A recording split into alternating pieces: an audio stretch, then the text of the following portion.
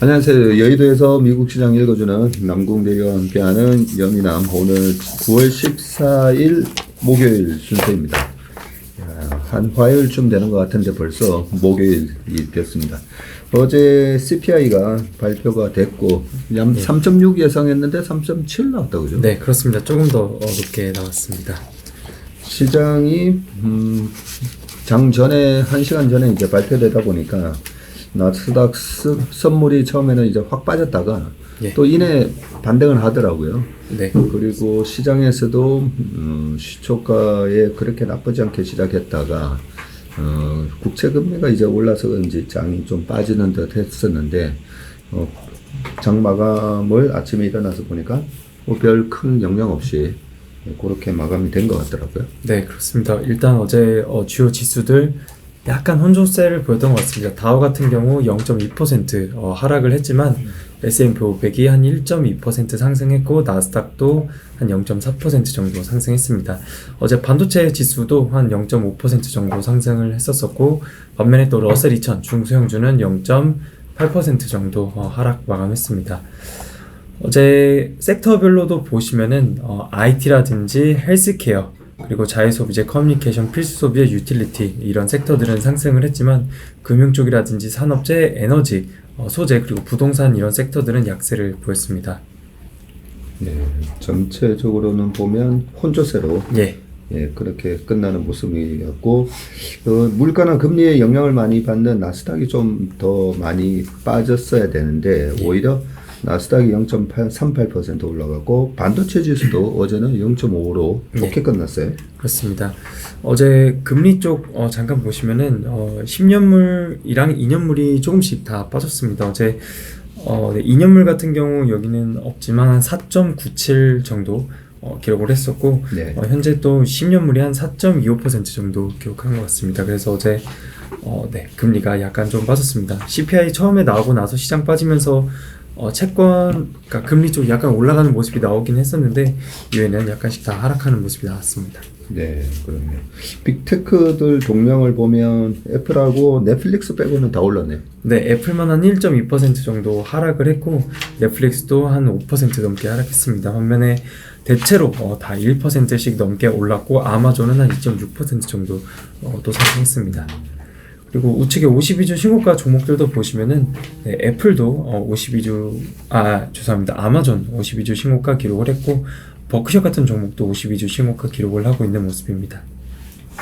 요즘 버크셔 해스웨이는 계속 꾸역꾸역 올라간다 그죠? 예, 그렇습니다. 지금 연초 수익률이죠? 연초 이후 수익률이 19%. 예, 그렇습니다. 네, 연초입니다. 네. 그리고 마스터카드나 비자카드도 보면 19% 정도 수익이 나면서 이 기업들도 계속 연초 이후로 52주 신고가를 내면서 아주 묵직하게 계속 전진하는 그런 모습을 보이고 있습니다. 강세장이 도래했는데도 왜 내 주식은 안 올라가지? 이제는 강세장이라고 했을 때 기본적 분석과 기술적 분석을 동시에 할 줄 알아야 되는데 이게 참 말처럼 쉽지는 않습니다. 기술적 분석을 겸비를 했을 때 정말 투자의 고수가 되고 강세장에서 돈을 벌 수가 있고 약세장에서 내 돈을 지킬 수 있는 그런 수단으로 쓸 수가 있습니다.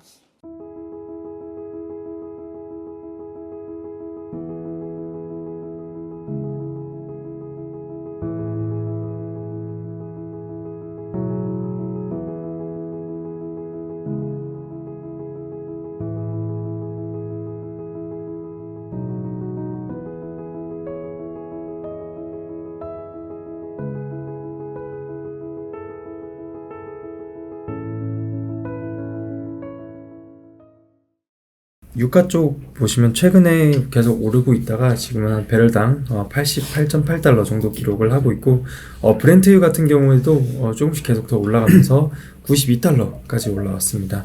그리고 어제 천연가스는 한 1.5% 정도 빠지면서 2.7 기록을 하고 있고 아래에 가솔린이나 이런 등등등 상품 쪽 참고를 해주시면 될 것 같습니다. 그리고 가장 우측에 코인이 있는데 코인 최근에 26,000불 정도에서 계속 왔다 갔다 하는 것 같습니다. 그래서 그 정도 되고 있고 코인 이쪽도 참고를 해주시면 될 것 같습니다. 코인도 25,000불 초반까지 이제 떨어지는 듯 하더니 어느덧 26,000불 또 회복했네요. 예, 그렇습니다. 예, 그리고 어제 발표된 지표로는 CPI가 나왔었습니다. 네. 이 두 번째 페이지에 되어 있는데 헤드라인 3.7% 나왔고 코어가 4.3% 나와서 CPI 헤드라인은 컨센서스보다 0.1%포인트 높게 나왔고 그리고 코어 CPI는 예상치와 동일하게 나왔다라고 봐주시면 될 것 같습니다.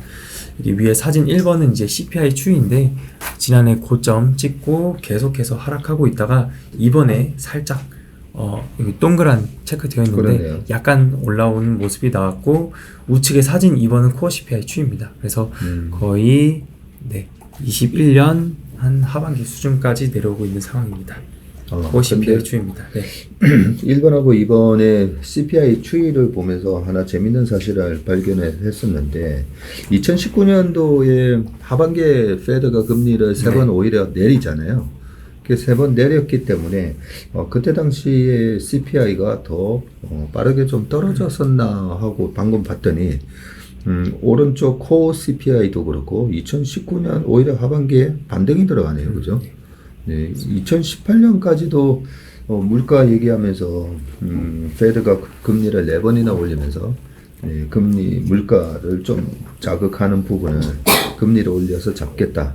이러면서 18년도에도 12월 달까지 금리를 올리면서 시장이 좀 빠졌었는데 왼쪽 CPI 사진 1번 CPI 추이 헤드라인 CPI다 그죠? 네, 맞습니다. 이 CPI 추이가 2018년 하반기에 떨어졌고요. 떨어졌는데 19년도 옆으로 행보하다가 오히려 나중에 반등이 싹 들어오는데도 19년도에 하반기에 금리를 3번이나 낮췄기 때문에 어떻게 보면 이 CPI 보고 뭐 데이터 디펜던시라고 하는데 CPI가 어느 정도 안정된 수준까지 내려오면 크게 이 CPI가 페드의 금리 정책에 영향을 안 줄 수도 있다라는 생각이 들어요. 최상무님, 그죠? 예, 그렇습니다.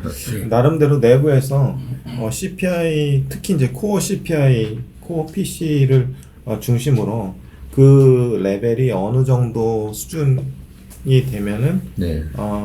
금리는 어느 정도 수준이 돼야 된다.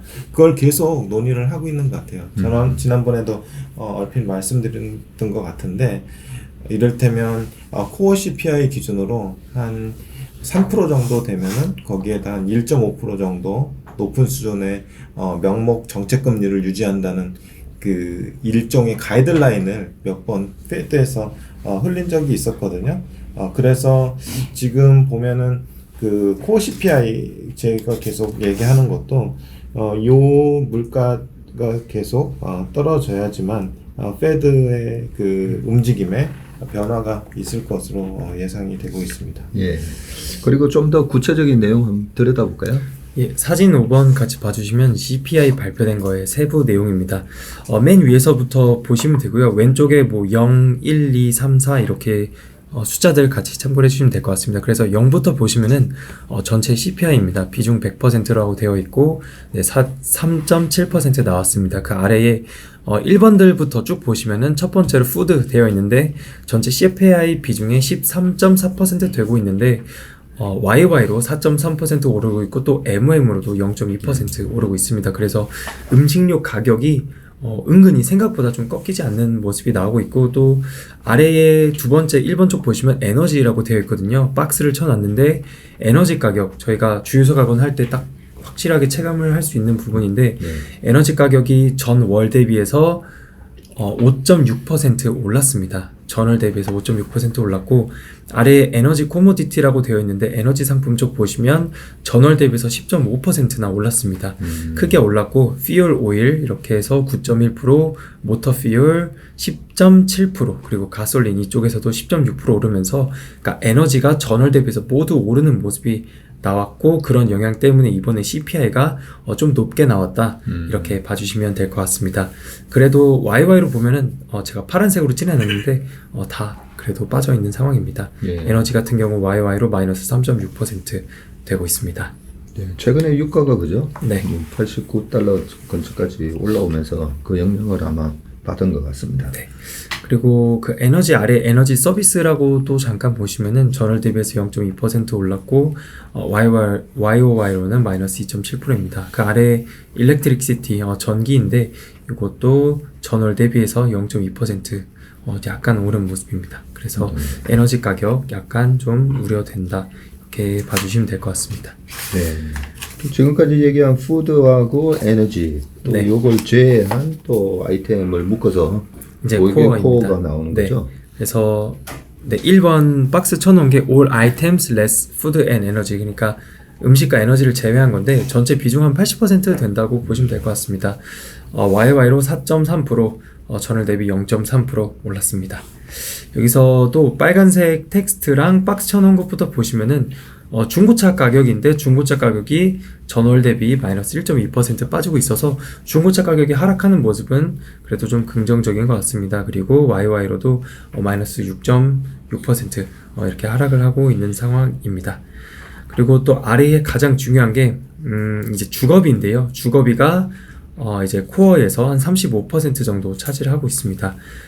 전월 대비 0.5% 올랐고 YY로 7.3%를 기록을 하고 있습니다. 그리고 아래에 렌트비가 또 전월 대비해서 0.5% 올랐고 또 OER이라고 하는 이 자가주거 비용도 0.5% 오르고 있어서 주거비가 전월 대비해서 0.3%, 4%, 5% 오르고 있는데 어쨌든 YOY로 보면은 둔화되는 추세는 나오고 있습니다. 사진 3번 위에 봐주시면은 이 렌트비 추이라고 봐주시면 될 것 같습니다. 이게 한 2달, 3달 전쯤에 피크아웃을 한 모습입니다. 네. 야, 피크아웃은 했는데 그래도 네. 전년 대비 해가지고 네. 여전히 이제 높은 증가율을 보이고 있어서 야, 미국에서 지금 렌트를 하는 사람들이 굉장히 곤욕을 치를 정도로 네, 그렇습니다. 아주 렌트비가 너무 높다는 얘기를 많이 하고 있는데 좀 많이 좀 확 꺾어졌으면 좋겠는데. 네, 비중도 35%나 되기 때문에 네. 여기서 확 꺾이는 모습이 나오면 향후에 또 코어 쪽에서 더 꺾이는 모습이 나오지 않을까 기대해 볼 수 있을 것 같습니다. 네. 마지막으로 맨 아래 에어라인 페어스라고 해서 항공요금 쪽인데 전월 대비해서 4.9% 올랐습니다. 4.9% 올랐고 그래도 YY로는 마이너스 13.3% 기록을 하고 있습니다. 그래서 최근에 또 항공요금 약간 올라가고 있는 모습이 나오고 있는 것 같습니다. 그래서 다시 한번 정리해서 말씀을 드리면 CPI 상승 요인은 에너지 가격 상승 때문에 올랐다. 그리고 코어 CPI 상승 요인은 주거비 그리고 운송 서비스 이쪽이 약간 올랐습니다. 그 트랜스포테이션 서비스 쪽 보시면 전월 대비해서 2% 오른 거로 나와 있거든요. 그래서 주거비가 꺾이고는 있지만 그래도 전월 대비해서 좀 올랐고 또 운송 서비스 쪽에서도 약간 오르면서 코어 CPI 상승 요인이 있었다라고 보시면 될 것 같습니다. 또 사진 4번인데 슈퍼코어 인플레이션입니다. 여기 주거비를 제외한 건데 이게 YY로 4.08% 그리고 MOM으로는 0.53% 올라서 이쪽에서 약간 오르고 있는 모습이 나왔습니다. 네. 그래도 연준에서 또 중요하게 보고 있는 게 1개월, 3개월, 6개월 인플레이션을 연율화해서 보고 그 수치를 되게 중요하게 보고 있거든요. 그래서 이번에 8월 달에 연율화해서 보니까 1개월이 3.4%, 3개월이 2.4%, 6개월이 3.7%가 나왔습니다. 근데 그 지난달에 7월 달에는 1개월이 1.9, 3개월이 3.1, 그래서 또 6개월이 4.1 나와서 말씀드렸던 8월 달에 3개월이 2.4, 6개월이 3.7이어서 지난달 거보다 좀 둔화되는 모습이 나왔습니다. 그래서 3개월, 6개월 좀 더 장기적으로 보면 둔화되고 있는 모습은 그래도 좀 긍정적이다. 이렇게 이런 코멘트들도 있었습니다. 네, 어제 그러면 이런 데이터들 이제 쭉 나왔는데 중요한 거는 이걸로 페드가 11월 달에 금리 인상을 할지 안 할지 그 부분이 이제 아무래도 좀 반영이 될 것 같은데 페드워치에서는 어느 정도로 보고 있나요? 네, 일단 9월달 FOMC 동결 확률이 더 올라갔습니다. 더 올라가서 97%까지 올라갔고요. 또 11월달 동결 확률도 51%, 인상 확률은 48%. 일단 한 반반 정도 보고 있는데 말씀드렸던 것처럼 연율화로 보면은 물가는 좀 안정적으로 둔화되고 있다라는 판단이고 또 이번에 좀 이 유가가 오르면서 CPI가 올랐는데 이게 일시적인 건지 어떻게 되는 건지는 좀 봐야 될 것 같습니다. 블룸버그의 코멘트를 봤을 때는 이 유가를 고려한다면 이제 11월 달에 어떻게 될지는 좀 봐야 될 것 같다라는 코멘트가 있기도 했었습니다. 네. 근데 우리가 FOMC 회의에서 나오는 내용이나 뭐 ISM 제조업 PMI 이런 데에서 설문 내용에 대한 답변에서 좀 우리가 투자의 힌트를 얻을 수가 있는데 에어라인 페어는 이 어쨌든 전년 동월 대비니까. 네네. 근데 13.3%나 빠졌어요 보니까. 예, 그렇습니다. 예, 이것 때문에 어제 아메리칸 에어라인이 주가가 좀 빠진 걸로 알고 있는데 이런 거에 다 영향을 좀 받는 건지 실제로 수요가 좋으면 작년 8월 대비도 이번에 좋았어야 되는데 13%나 빠진 걸로 나오니까 아메리칸 에어라인 주가가 빠질만도 하다 뭐 이런 생각이 좀 들어요.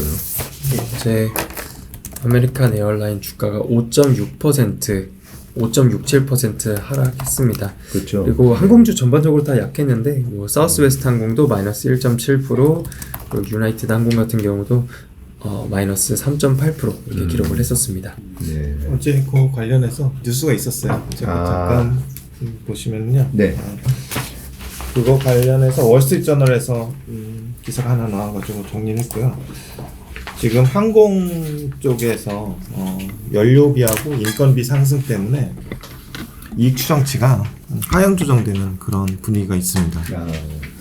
그래서 보시면은 어제 월스트리트저널 제목으로는 항공 연료비 상승 및 인건비 상승 등에 따른 이중고 뭐 이런 식으로 적어봤고요.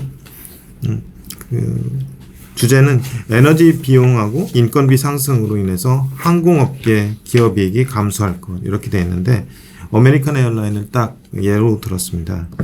아메리칸 에어라인이 제트유 가격과 조종사 인건비 상승 등으로 3분기 이익 전망을 하향 조정했어요. 어제.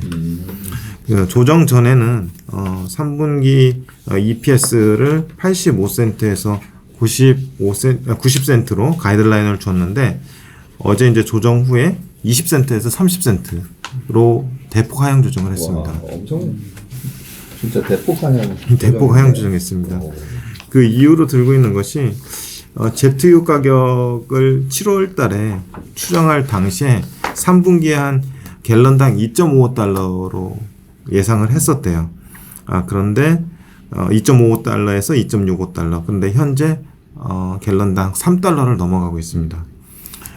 이 사항이 그 전 항공업계에 그 비슷한 식으로 영향을 주고 있는데요.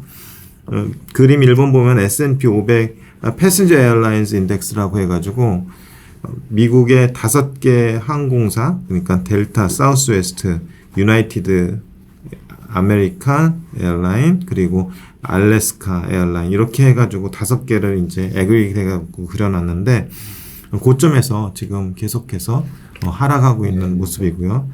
옆에 항공사별로도 보면은 연초 이후 올라간 것도 있고 떨어진 것도 있지만 대체로 고점에서 지금 많이 하락하고 있는 모습은 똑같이 관찰이 되고 있습니다.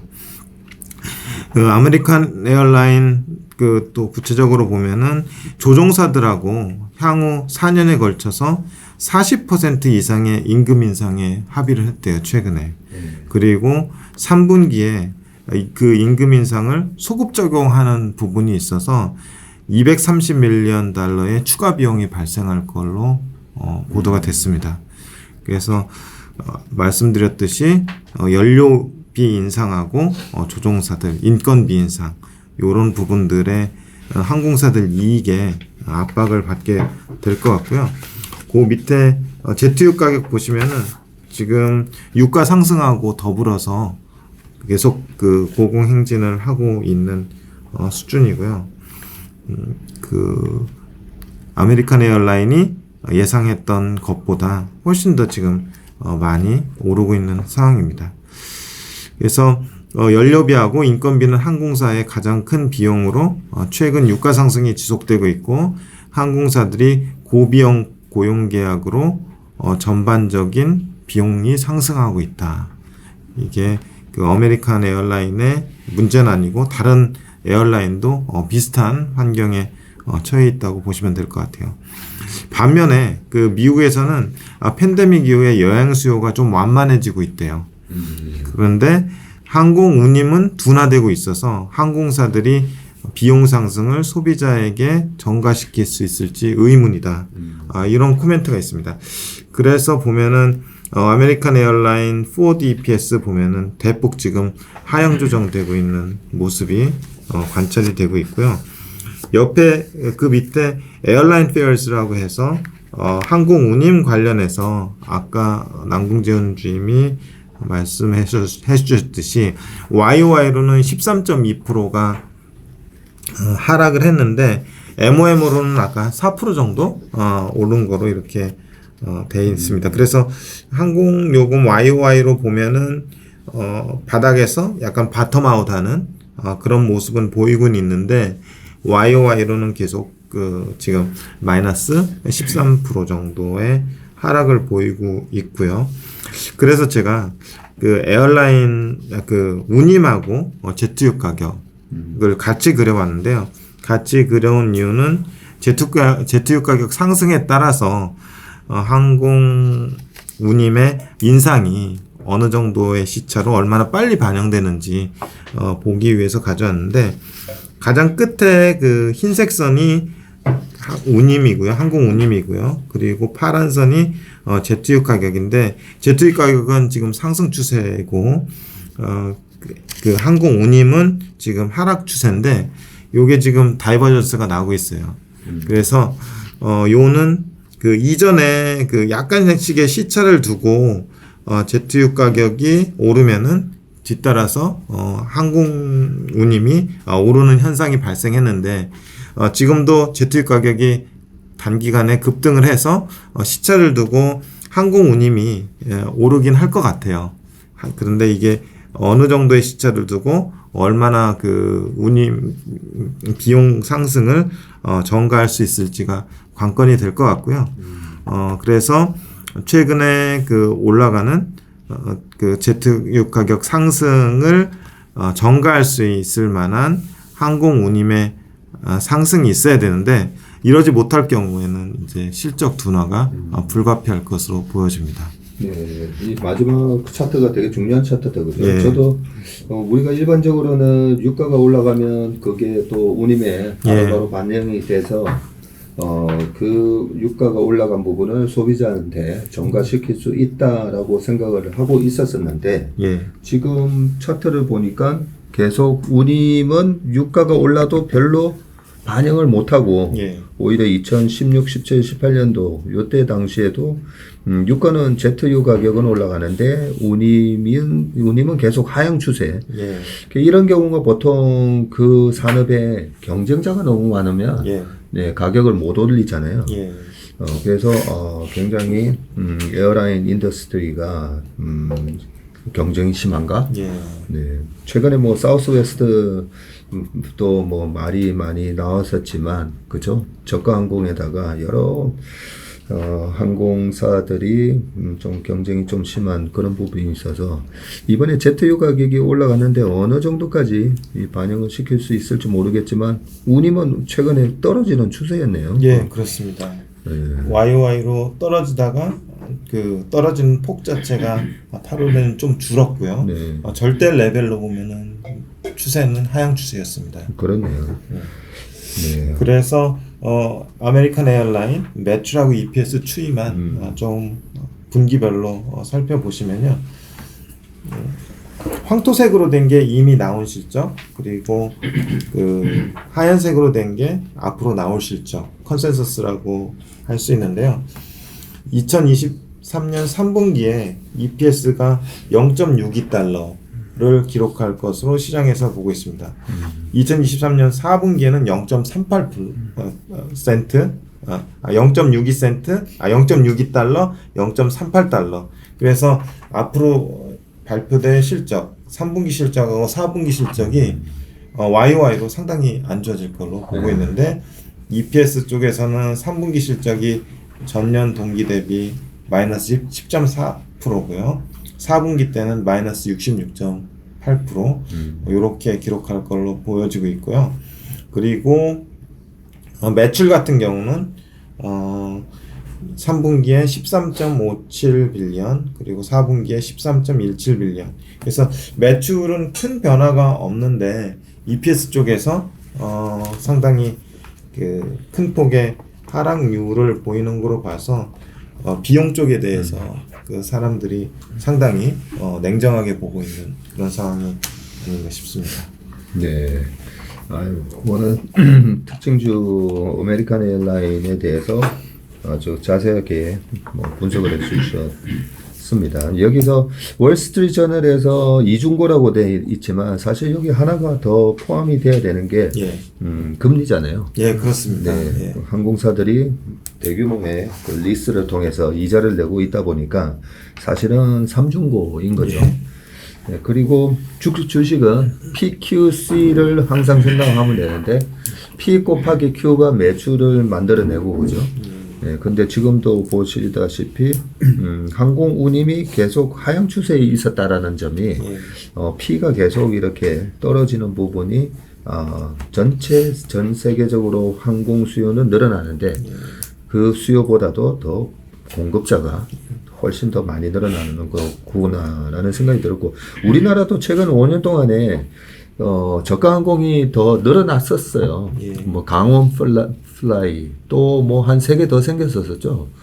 예. 그러다가 팬데믹 코로나 생기면서 또 망한 회사도 좀 있고 한데 그렇게 공급자가 계속 늘어나다 보니까 Q가 늘어도 뭐 P가 오히려 더 떨어지는 모습이 나왔고 항공주는 역시나 이 C에서 판가름이 난다고 생각합니다. 그런데 지금 C에 해당되는 게 유가 그리고 인건비, 네, 여기다가 금리, 예, 그 C 때문에 EPS가 대폭 줄어들고 EPS가 결국은 기업 가치고 나중에 그 부분이 주주한테 환원될 수 있는 재원이 되는 건데 이 부분이 지금은 봤을 때 답이 안 나오는 네, 그런 모습이 나오면서 주가가 많이 빠졌다라는 걸 또 체크해 주셨습니다.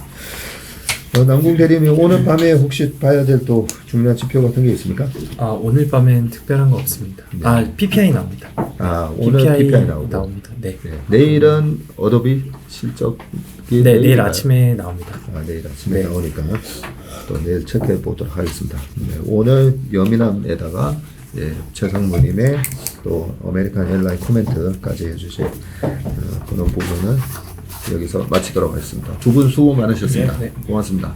감사합니다. 감사합니다.